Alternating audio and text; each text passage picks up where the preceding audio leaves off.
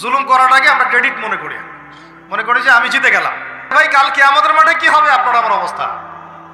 কাল কিয়ামতের মাঠে কি হবে অবস্থা?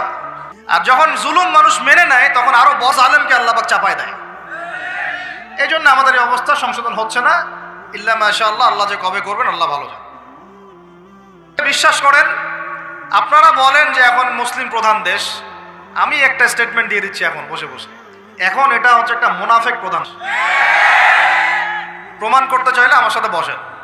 মুনাফেকের আলামত যে কয়টা আছে, কি এক নাম্বার কি? কথা বললেই মিথ্যার উপর দাঁড়ায় আছেন সবগুলা। দুই নাম্বার, মানত রাখলেই খেয়ানতের উপর খেয়ানত।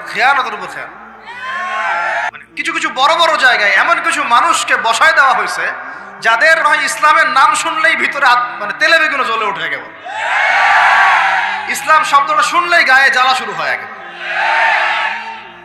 তো বেশি নাই ইনশাআল্লাহ, হয় আল্লাহর গজবে এগুলো ধ্বংস হবে, অথবা ইরা আল্লাহ তাআলা আবাবিল পাখি তো আর আসবে না পাথর ছুটতে। আবাবিল তো পাখির নাম না, আবাবিল মানে তো ঝাঁকে ঝাঁকে।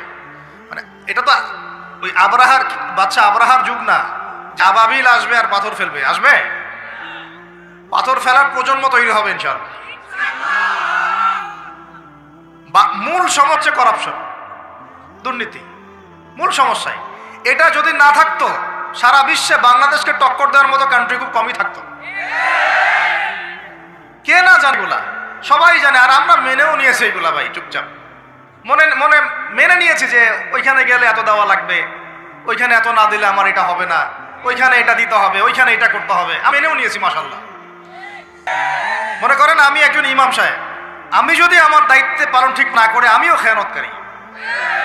এই যে লেকচার দিতে বসছি, এখন আমি যদি চিন্তা করি যে ডাইনে বামে কথা বলে সময় পার করে দেই, হক কথা বলার দরকার নাই, বললে আবার এটা সেইটা, আমি হচ্ছে এখানে এই চেয়ারের খেয়ানতকারী। একটা ক্ষেত্রে চলতেছে এগুলা। 3 নাম্বার হচ্ছে যখনই ওয়াদা করে কি করে বলেন তো? কয়জন ওয়াদা রাখি আমরা? কোন কোন সময় দেখা যায় অমুসলিম ওয়াদা রাখছে, মুসলমান রাখে নাই। দুধ কিনতে যাবেন, আমরা হিন্দু ভাইয়ের দোকান খুঁজতেছি, ও পানি মিশাবে না, আপনার কনফিডেন্স তৈরি হয়ে গেছে। মুসলমানের দোকানে যান না কেন? ও পানি মিশাবে। কি একটা অবস্থা, কি একটা অবস্থা। নবী সাল্লাল্লাহু আলাইহি ওয়াসাল্লাম একদিন নিবেদন দিচ্ছেন, মানে খুতবা দিচ্ছেন। একজন দাঁড়িয়ে বলছেন, সাহাবী, যে কবে কিয়ামত হবে ইয়া রাসূলুল্লাহ? তিনি বলছেন যে যখন দেখবা অনুপযুক্ত ব্যক্তির হাতে দায়িত্ব অর্পণ করা হয়েছে তখন ফান্তাজুরিস সাআ, কিয়ামতের অপেক্ষা করতে থাকো। আমরা এই যুগে বাস করতেছি না? এমন করে পাপ নাই এই শহরে হচ্ছে না। মূল পাপ কয়েকটা। 1 নাম্বার হচ্ছে শিরক। কি হচ্ছে? তারপরে হচ্ছে প্রতারণা। নবী সাল্লাল্লাহু আলাইহি ওয়াসাল্লাম মিথ্যা। তিনি বলছেন কিয়ামতের মাঠে বহু মানুষ উঠবে উহুদ পাহাড়ের সমান নেকি নিয়ে। একেবারে উহুদ পাহাড় দেখছেন আপনারা কেউ? অনলাইনে দেখে নেন, বিশাল পাহাড়। জানার নামাজে শরীক হইলে 1 কেরাত নেকি হয়। 1 কেরাত মানে 1 উহুদ পাহাড় সমান।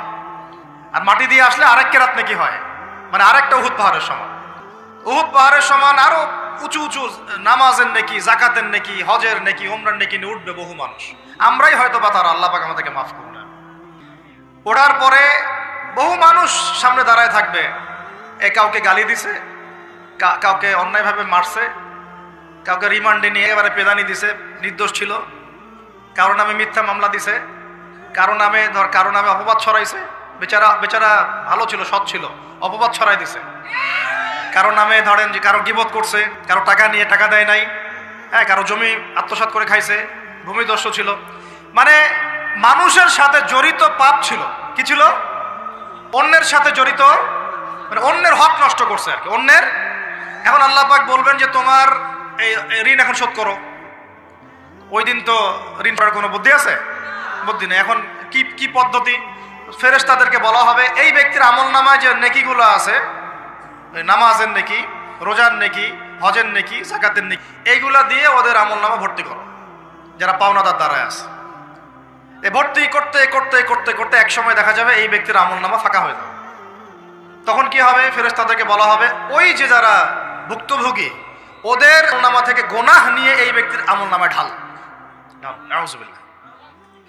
এরপরে ওই ব্যক্তিগুলো দেখা যাবে জান্নাতে চলে গেছে, মাজলুম ছিল পৃথিবীতে, ওই দিন সফল গেছে, জান্নাতে চলে গেছে।